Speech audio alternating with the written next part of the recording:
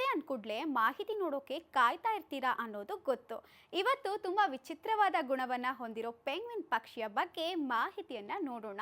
ಎಲ್ಲಿರುತ್ತೆ, ಹೇಗಿರುತ್ತೆ, ಏನೆಲ್ಲ ಮಾಡುತ್ತೆ ಅನ್ನೋದನ್ನ ನೋಡೋಣ ಬನ್ನಿ. ನಿನ್ನೆ ನಮ್ಮ ಮನೆ ಪಾಪುಗೆ ಫ್ಯಾನ್ಸಿ ಡ್ರೆಸ್ ಕಾಂಪಿಟೇಷನ್ ಅಲ್ಲಿ ಫಸ್ಟ್ ಪ್ರೈಸ್ ಬಂತು. ಪೆಂಗ್ವಿನ್ ತರ ಡ್ರೆಸ್ ಮಾಡ್ಕೊಂಡಿತ್ತು ಗೊತ್ತಾ? ಪೆಂಗ್ವಿನ್ಗಳು ನೋಡೋಕೆ ಮುದ್ದಾಗಿರ್ತವೆ. ಮಗು ಕೂಡ ಪೆಂಗ್ವಿನ್ ಡ್ರೆಸ್ ಅಲ್ಲಿ ಬೊಂಬಾಟಾಗಿರತ್ತೆ.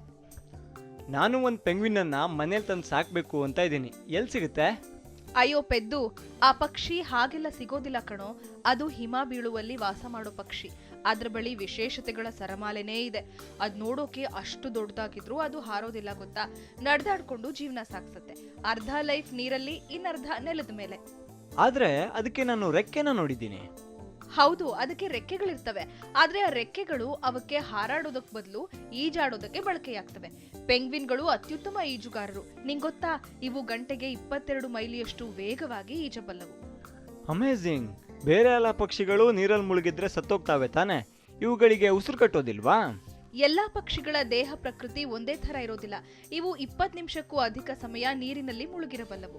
ನೀರಲ್ಲಿ ಸ್ಪೀಡ್ ಆಗಿ ಈಜಾಡೋ ಪೆಂಗ್ವಿನ್ಗಳು ನೆಲದ ಮೇಲೆ ಮಾತ್ರ ನಿಧಾನವಾಗಿ ನಡೀತವೆ. ಹೌದು, ಅವ್ರು ನಡೆದಾಡೋದು ವಯಸ್ಸಾದವ್ರು ನಡೆಯೋ ತರ ಕಾಣಿಸುತ್ತೆ. ಅವತ್ತು ನವಿಲಿನ ಬಗ್ಗೆ ಹೇಳುವಾಗ ಬಿಳಿ ನವಿಲು ಅಂತೆಲ್ಲ ಬೇರೆ ಬೇರೆ ವಿಧ ಹೇಳಿದೆ. ಹಾಗೇನೆ ಪೆಂಗ್ವಿನ್ಗಳಲ್ಲೂ ಬೇರೆ ಬೇರೆ ವಿಧ ಇದೆಯಾ? ಹ್ಞೂ, ಹಲವು ವಿಧ ಇವೆ.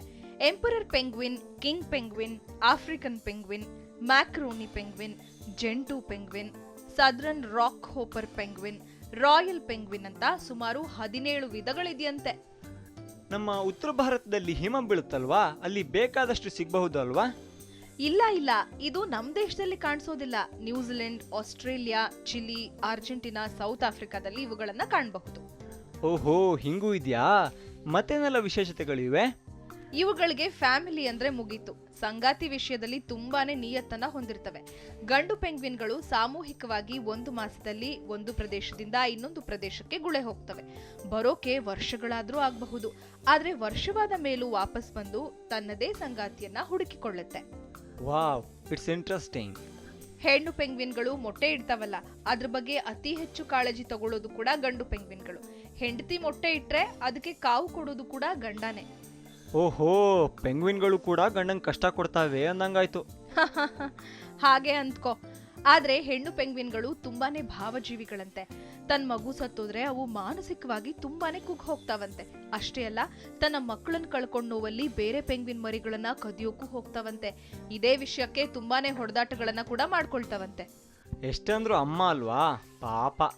ಇದು ನೋಡೋಕೆ ಭಯಾನಕವಾಗಿ ಕಂಡ್ರು ಮನುಷ್ಯರ ಜೊತೆ ಬೇಗ ಸಲುಗೆನ ಬೆಳೆಸ್ಕೊಳ್ಳುತ್ತೆ. ನೋಡಿದ್ರೆ ಕಚ್ಚುತ್ತೆ ಅನ್ಸುತ್ತಪ್ಪ. ಅಯ್ಯೋ, ಕಚ್ಚೋಕೆ ಅವುಗಳಿಗೆ ಹಲ್ಲಿರೋದಿಲ್ಲ.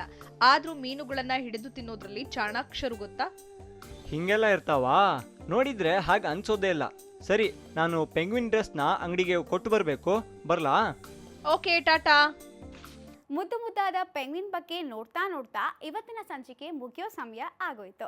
ನಾನು ಇನ್ನೊಂದು ಕತೆ ಹಾಗೂ ಮಾಹಿತಿ ಚಿತ್ರದೊಂದಿಗೆ ಬರ್ತೀನಿ. ಅಲ್ಲಿವರೆಗೂ ನೋಡ್ತಾ ಇರಿ ಸರಳ ಜೀವನ, ಇದು ಮನುಕುಲದ ಒಳಿತಿಗಾಗಿ.